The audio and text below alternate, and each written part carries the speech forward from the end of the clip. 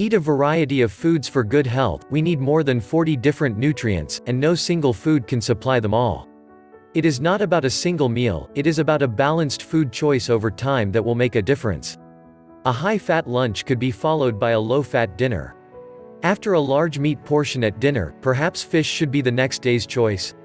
Base your diet on plenty of foods rich in carbohydrates. About half the calories in our diet should come from foods rich in carbohydrates, such as cereals, rice, pasta, potatoes, and bread. It is a good idea to include at least one of these at every meal. Whole grain foods, like whole grain bread, pasta, and cereals, will increase our fiber intake. Replace saturated with unsaturated fat. Fats are important for good health and proper functioning of the body. However, too much of it can negatively affect our weight and cardiovascular health. Different kinds of fats have different health effects, and some of these tips could help us keep the balance right. We should limit the consumption of total and saturated fats, often coming from foods of animal origin, and completely avoid trans fats. Reading the labels helps to identify the sources. Eating fish 2 to 3 times a week, with at least 1 serving of oily fish, will contribute to our right intake of unsaturated fats. When cooking, we should boil, steam or bake, rather than frying. Remove the fatty part of meat, use vegetable oils.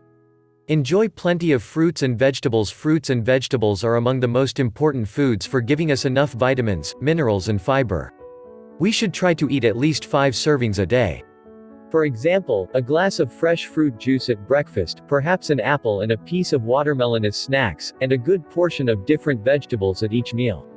Reduce salt and sugar intake. A high salt intake can result in high blood pressure, and increase the risk of cardiovascular disease. There are different ways to reduce salt in the diet. When shopping, we could choose products with lower sodium content. When cooking, salt can be substituted with spices, increasing the variety of flavors and tastes. When eating, it helps not to have salt at the table, or at least not to add salt before tasting. Sugar provides sweetness and an attractive taste, but sugary foods and drinks are rich in energy, and are best enjoyed in moderation, as an occasional treat. We could use fruits instead, even to sweeten our foods and drinks. Don't forget to subscribe to this channel if you like this video.